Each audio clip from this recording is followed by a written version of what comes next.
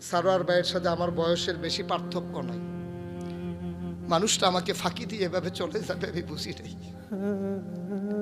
আমি একা হয়ে গেছি। আমি ওই দিন ওনার আমার মোবাইলটা খুলেছি। খুলে আমি টিপতে টিপতে ওনার নামটার কাছে গিয়ে আমি জিজ্ঞেস করি, সারোয়ার ভাই, আমি ফোন করলে কি আপনি ধরবেন? আমি সারোয়ার ভাইয়ের সাথে কথা বলতেছিলাম, আপনার নাম্বারটা আছে, আপনার নামটা আছে, আমি কি ফোন করলে এখন আপনি বলবেন মুশতাক ভাই কেমন আছেন?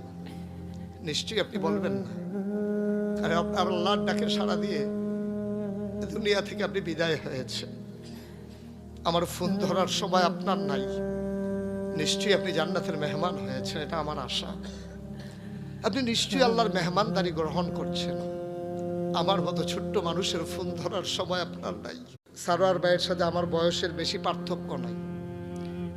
মানুষটা আমাকে ফাঁকি দিয়ে এভাবে চলে যাবে আমি বুঝি নাই। আমি একা হয়ে গেছি। আমি ওই দিন ওনার আমার মোবাইলটা খুলেছি। খুলে আমি টিপতে টিপতে ওনার নামটার কাছে গিয়ে আমি জিজ্ঞেস করি, সারোয়ার ভাই, আমি ফোন করলে কি আপনি ধরবেন? আমি সারোয়ার ভাইয়ের সাথে কথা বলতেছিলাম, আপনার নাম্বারটা আছে, আপনার নামটা আছে, আমি কি ফোন করলে এখন আপনি বলবেন মুশতাক ভাই কেমন আছেন? নিশ্চয়ই আপনি বলবেন না, কারণ আপনার আল্লাহর ডাকে সাড়া দিয়ে দুনিয়া থেকে আপনি বিদায় হয়েছে। আমার ফোন ধরার সময় আপনার নাই, নিশ্চয়ই আপনি জান্নাতের মেহমান হয়েছেন, এটা আমার আশা। আপনি নিশ্চয়ই আল্লাহর মেহমানদারি গ্রহণ করছেন।